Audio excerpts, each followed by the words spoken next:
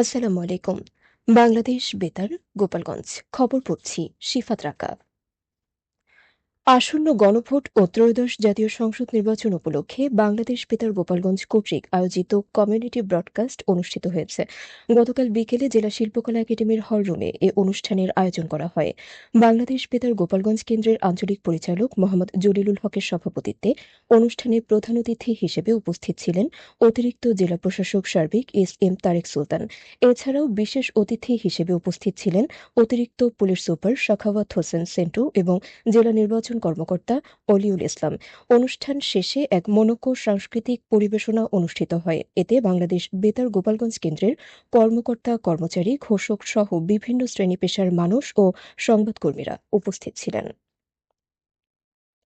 নড়াইল জেলা প্রশাসনের আয়োজনে গণমানুষের বিভিন্ন সমস্যা নিয়ে গতকাল নড়াইল জেলা প্রশাসকের সম্মেলন কক্ষে এক গণশুনানি অনুষ্ঠিত হয়েছে। জেলা প্রশাসক ড মোহাম্মদ আব্দুল সালাম গণশুনানিতে উপস্থিত বিভিন্ন শ্রেণী পেশা ও আর্থসামাজিক অবস্থানের মানুষের কাছ থেকে নানান বিষয়ে তাদের আবেদন ও অভিযোগের কথা শোনেন এবং প্রয়োজনীয় পদক্ষেপ গ্রহণের জন্য সংশ্লিষ্টদেরকে দিক নির্দেশনা প্রদান করেন। অতিরিক্ত জেলা প্রশাসক সার্বিক লিংকন বিশ্বাস ও জেলা সমাজসেবা কার্যালয়ের উপপরিচালক জেড মিজানুর রহমান খান সহ সংশ্লিষ্টরা এ সময় উপস্থিত ছিলেন। গণভোট ও ত্রয়োদশ জাতীয় সংসদ নির্বাচন ২০২৬ উপলক্ষে শরীয়তপুর জেলা তথ্য অফিসের ব্যবস্থাপনায় নড়িয়া পৌরসভা এবং নড়িয়া উপজেলার কেদারপুর, ভূমখাড়া ও ডিঙামানিক ইউনিয়নের বিভিন্ন গুরুত্বপূর্ণ স্থানে সড়ক প্রচার কার্যক্রম অনুষ্ঠিত হয়েছে। গতকাল অনুষ্ঠিত এ সড়ক প্রচারের মাধ্যমে সাধারণ জনগণকে গণভোট ও জাতীয় সংসদ নির্বাচনে স্বতঃস্ফূর্তভাবে অংশগ্রহণ, ভোটাধিকার প্রয়োগ এবং শান্তিপূর্ণ পরিবেশে নির্বাচন সম্পন্ন করার বিষয়ে উদ্বুদ্ধ করা হয়। আয়োজকরা জানান, ভোটারদের মধ্যে সচেতনতা বৃদ্ধি এবং গণতান্ত্রিক প্রক্রিয়ায় সক্রিয় অংশগ্রহণ নিশ্চিত করতে ভবিষ্যতেও তাদের এ ধরনের প্রচারমূলক কার্যক্রম অব্যাহত থাকবে। মাদারীপুরের কালকিনি উপজেলার সরকারি পাইলট মডেল উচ্চ বিদ্যালয়ের শিক্ষার্থীদের অংশগ্রহণে বার্ষিক ক্রীড়া ও সাংস্কৃতিক প্রতিযোগিতা শুরু হয়েছে। গতকাল সকালে বিদ্যালয় চত্বরে আয়োজিত অনুষ্ঠানের মাধ্যমে এই কর্মসূচির শুভ উদ্বোধন করেন কালকিনি উপজেলা নির্বাহী অফিসার ও বিদ্যালয় পরিচালনা পর্ষদের সভাপতি সাইফ উল আরিফিন। তিনি শিক্ষার্থীদের বলেন, খেলাধুলা ও সাংস্কৃতিক চর্চা শারীরিক সক্ষমতা ও মানসিক বিকাশের সহায়ক।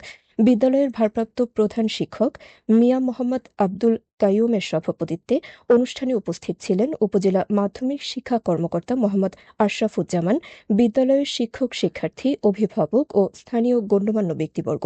২ দিনব্যাপী এই আয়োজনের মাধ্যমে শিক্ষার্থীদের মধ্যে সহশিক্ষা কার্যক্রমে আগ্রহ বাড়বে বলে আয়োজকরা আশা ব্যক্ত করেছেন। গোপালগঞ্জ সদর উপজেলায় অন্তর্মোল্লা নামে এক যুবক গ্রেফতারের পর এলাকায় স্বস্তি ও আনন্দের পরিবেশ সৃষ্টি হয়েছে। তার গ্রেফতারে খুশি হয়ে উলপুর বাজারের ব্যবসায়ীরা মিষ্টি বিতরণ করেন।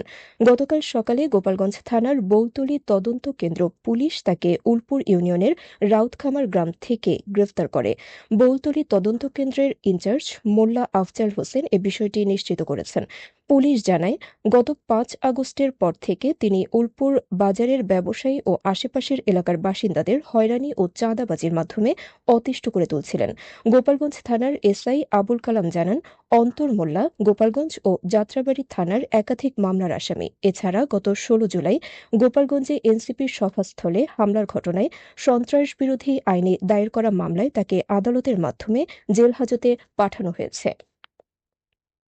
গোপালগঞ্জের মোটর শ্রমিক ইউনিয়ন নেতা সাইদুর রহমান বাসু হত্যা মামলায় আদালত ৫ জনকে মৃত্যুদণ্ড, ৪ জনকে আমৃত্যু এবং ১১ জনকে যাবজ্জীবন কারাদণ্ড প্রদান করেছেন।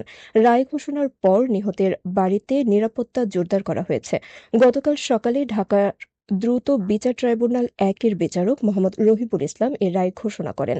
রাষ্ট্রপক্ষ এ রায়ে সন্তোষ প্রকাশ করেছে এবং নিহতের পরিবার দ্রুত রায় কার্যকর ও পলাতক আসামিদের গ্রেফতারের দাবি জানিয়েছে।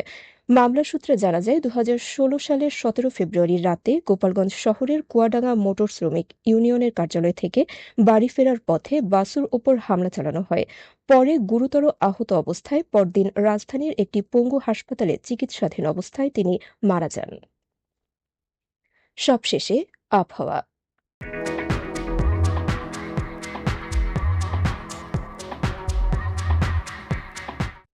আজ বেলা ১টা পর্যন্ত দেশের অভ্যন্তরীণ নদীবন্দরসমূহের জন্য আবহাওয়ার পূর্বাভাসে বলা হয়েছে, ভোর ৫টা থেকে পরবর্তী ৩ থেকে ৪ ঘণ্টার মধ্যে দেশের নদী অববাহিকায় মাঝারি থেকে ঘন কুয়াশার কারণে দৃষ্টিসীমা ৩০০ মিটার বা কোথাও কোথাও এর চেয়ে কম হতে পারে। এসব এলাকার নৌযানসমূহকে সাবধানে চলাচল করতে বলা হয়েছে, তবে কোনো সংকেত দেখাতে হবে না। খবর শেষ হলো। আমাদের পরবর্তী খবর প্রচারিত হবে সকাল ১০টা বেজে ৩০ মিনিটে বাংলায়।